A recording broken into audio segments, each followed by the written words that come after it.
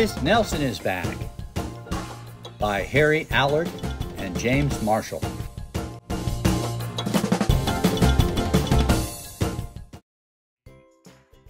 One Friday, Miss Nelson told her class that she was going to have her tonsils out. "I'll be away next week," she said, "and I expect you to behave." "Yes, Miss Nelson," said the kids in 207. But at recess, it was another story. "Wow," said the kids. "While Miss Nelson is away, we can really act up." "Not so fast," said a big kid from 309. "Haven't you ever heard of Viola Swamp?" "Who?" said Miss Nelson's kids. "Miss Swamp is the meanest substitute in the whole world," said the big kid. "Nobody acts up when she's around." "Ooh," said Miss Nelson's kids. "She's a real witch," said the big kid. "Oh," said Miss Nelson's kids.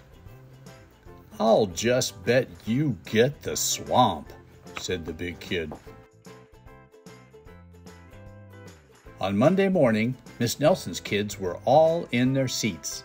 They were very nervous. Some of them had not slept well all weekend. "If we get the swamp, I'll just die," said one kid. They heard footsteps in the hall. Slowly, the knob turned and the door opened. It was Mr. Blandsworth, the principal. "I shall personally take over this class," he said. Miss Nelson's kids were so relieved. But soon, they learned that Mr. Blandsworth was not a lot of fun. All morning, Mr. Blandsworth tried to amuse the class with his corny card tricks. "Oh, brother," said the class. That afternoon, Mr. Blandsworth showed the class his favorite shadow pictures. "This is kids' stuff," said the class.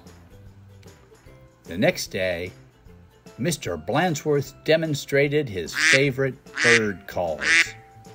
They were not a success. And for 2 days, Mr. Blandsworth showed slides of his goldfish, Lucille.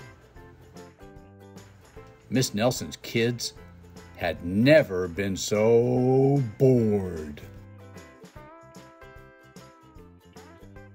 While dusting erasers in the schoolyard, 3 of the ringleaders of 207 discussed the situation. "Something will have to be done," they said.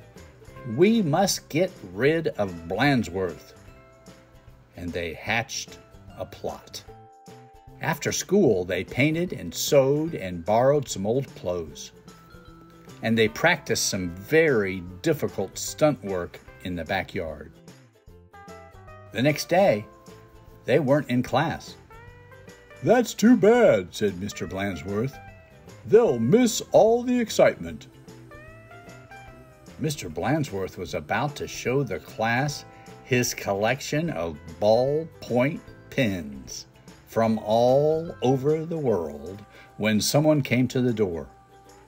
Slowly, the knob turned, and the door opened. "Oh, look," said the class, "Miss Nelson is back." A tall and lumpy Miss Nelson tottered into the room. Mr. Blandsworth was surprised.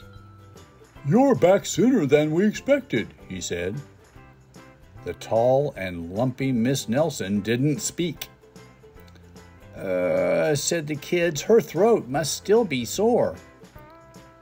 "Are you sure you're well enough?" said Mr. Blandsworth. "She's sure," said the kids.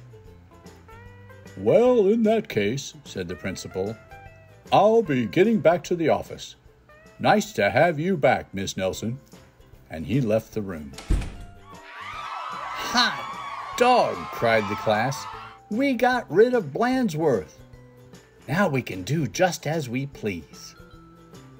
At the stroke of 10, the kids from 207 left the building. No one stopped them. They went straight to the movies, where they saw The Monster That Ate Chicago twice. This is really living, they said. Afterward, they went to Lulu's, where they stuffed themselves silly. But soon, they made a serious mistake. Heading back to school, they passed Miss Nelson's house. Miss Nelson couldn't believe her eyes. "Those are my kids," she said in a scratchy voice. "What are they doing out of school? And who is that with them?" Miss Nelson telephoned Mr. Blandsworth to see what was going on. "You're not Miss Nelson," said Blandsworth. "Miss Nelson is back." And he hung up. "Can't fool me," he said. Said Miss Nelson. "Something will have to be done." And she went to her closet. Back in 207, Miss Nelson's kids were spending an agreeable afternoon. They were very pleased with themselves. "We should do this more often," they said. They did not notice the figure out in the hall. Slowly, the knob turned, and the door opened. "My name is Viola Swamp," said the lady in a scratchy voice. "Yipes!" cried the kids. "The swamp!" "That's right," said Miss Swamp. "And I'm here to whip this class into shape. Get back to those desks on the double." The class did as it was told. The big kid from 309 was certainly right. Miss Swamp was a real witch. She knew how to get results. The class did a whole week's work in no time. "We shouldn't have got rid of Blandsworth," they said. "Pipe down," said the Swamp.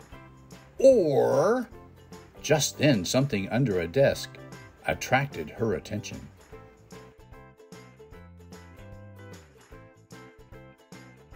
It was a mask. "Aha," said Miss Swamp. "So that's your little game."